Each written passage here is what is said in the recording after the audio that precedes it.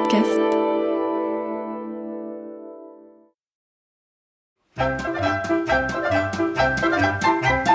Les aventures de Tintin d'après Hergé, une émission de Nicole Strauss et Jacques Langeais. Musique originale d'André Pop, réalisation René Villemet.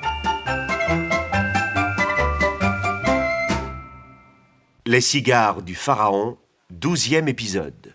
Alors qu'ils viennent d'échapper aux avions de chasse du pays arabe qui considéraient Tintin comme un espion, le moteur de leur Piper Cub tout saute puis s'arrête faute d'essence.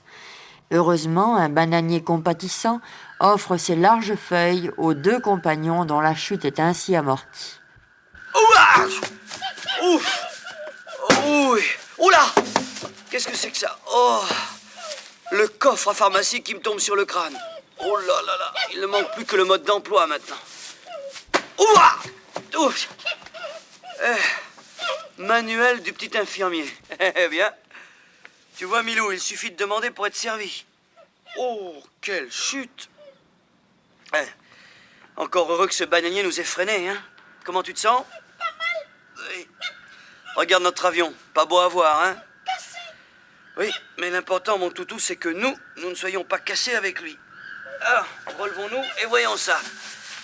Les jambes, ça va. Les bras aussi, parfait. Bon. Eh bien maintenant, il s'agit de savoir où nous sommes. Voyons, j'ai volé continuellement vers l'est, donc nous devons être en Inde. Oui. C'est bien joli d'être fixé là-dessus, mais en Inde, c'est grand les Indes, hein? À quel endroit exactement?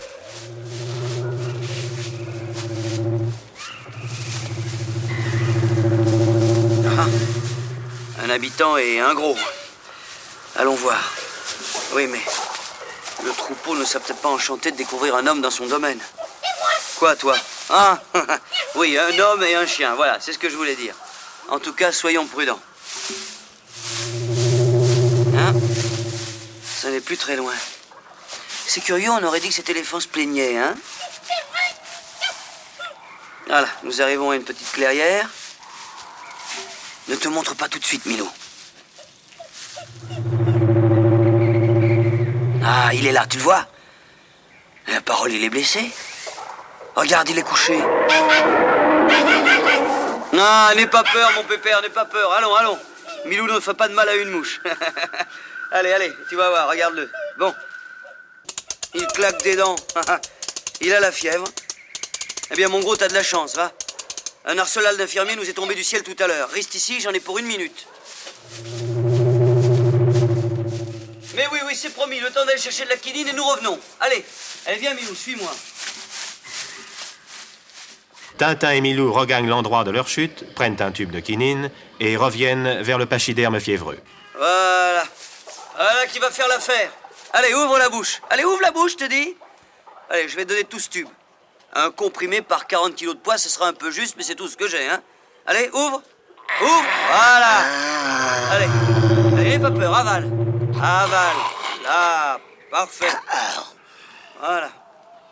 Maintenant, tu n'as plus qu'à attendre l'effet de mon médicament. Et nous, Milou, quittons la chambre du malade.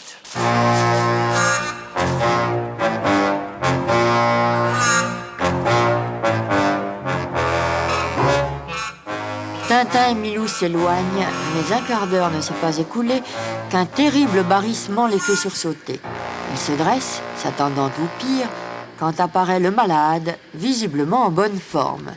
L'œil est clair, l'oreille frétillante, la trompe fraîche et le pied léger, enfin, pour un éléphant. Ah, c'est toi! Oh là, tu m'as fait peur, dis donc. Oh, mais ça a l'air d'aller beaucoup mieux.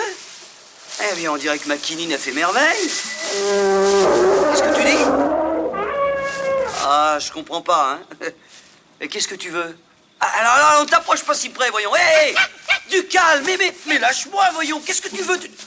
Oh là là, cette trompe, on dirait un serpent. Eh, ça y est, me voilà assis sur la trompe.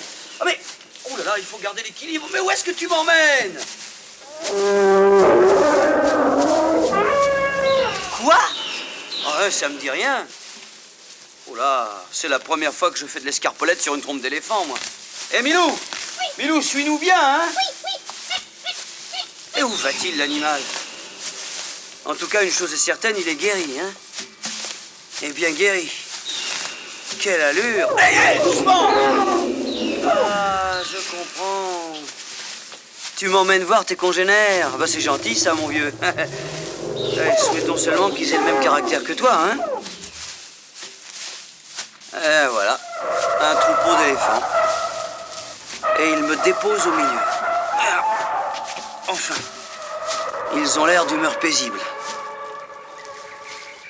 Ils sont en train de discuter. Profitons-en, Milou. Filons à l'anglaise. Par là, oui. Le premier bananier à gauche. Eh, oh, est là, eh, oula, rien à faire pour fuir, il m'a vu. Ça y est. J'ai l'impression qu'il n'est pas content. Oui. Eh bien, mon pauvre Milou, nous sommes prisonniers. Il n'y a pas à se leurrer. Le malade a apprécié mes dons de médecin et il veut en faire profiter tout le troupeau. Ben voilà, c'est gai. Enfin, ce sont de bons bougres. Ils nous protégeront des animaux féroces, c'est une consolation.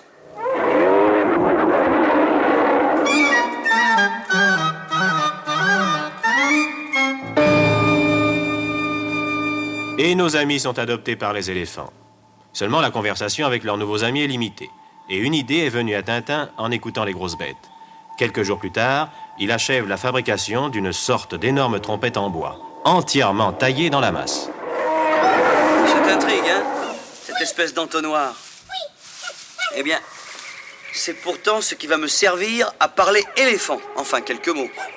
Ah oui, parfaitement. J'ai remarqué d'une part que leur voix rappelait celle d'une grosse trompette, et d'autre part qu'ils exprimaient leurs idées à l'aide de cris assez brefs qui reproduisent des mots. Oui, ainsi, oui se dit sol, la, si, do. Non, do, si, la, sol. Eau, boire, sol, sol, fa, fa. Oui, évidemment, le plus difficile, c'est d'attraper l'accent. Mais on peut très bien se faire comprendre, même sans avoir une prononciation parfaite, hein. Regarde Maurice Chevalier quand il parle anglais. Là, tu sais, partout, c'est surtout le sentiment qui compte. Bon. Voilà mon instrument terminé. Je vais l'essayer tout de suite. Milou, que dirais-tu d'une bonne douche par cette chaleur? Bon. Eh bien, nous allons demander de l'eau. Voyons, l'eau, c'est comment? Ah ben oui, c'est comme à boire. Alors, ça fait sol, sol, fa, fa. Bon, eh bien, allons-y.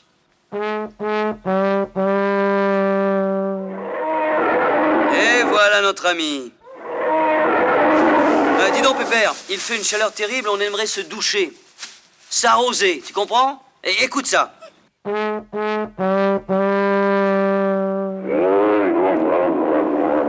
il s'en va. J'espère que je n'ai pas dit un gros mot avec mon instrument.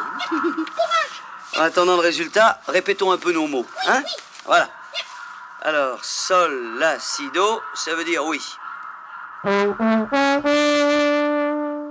Bien. Non se dit do, si, la, sol. C'est l'envers, évidemment. Voilà, ça commence à venir.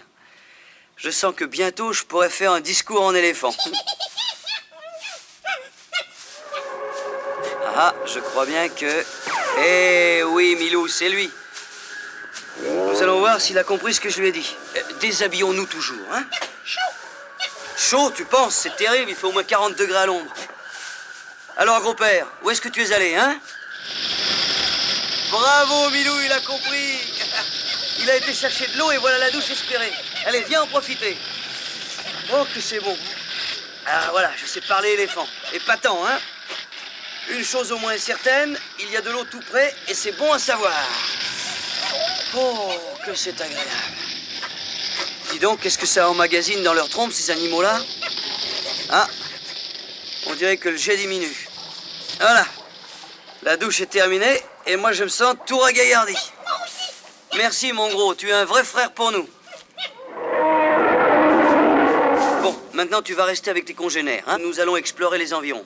Je dis que nous... Oh, je suis bête, j'ai comme servir de ma trompette.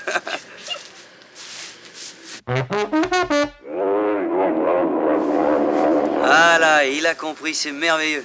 Allez, Milou, en route!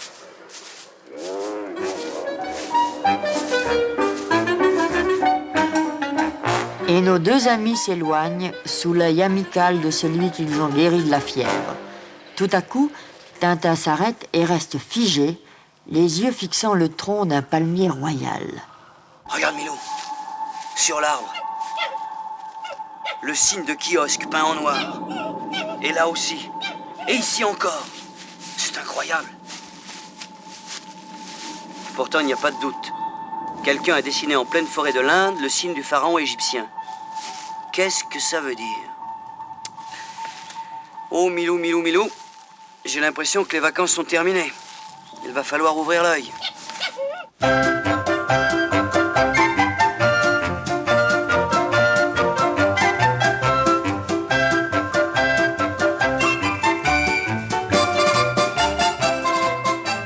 Les aventures de Tintin d'après Hergé. Une émission de Nicole Strauss et Jacques Langeais avec Maurice Sarfati et Milou. Bruitage et imitation Joe Naël. Chef opérateur du son Jean Jusforgue. Collaboration technique Bernard Galli. Assistant Jean-Claude Létard. Musique originale André Pop. Réalisation René Villemet.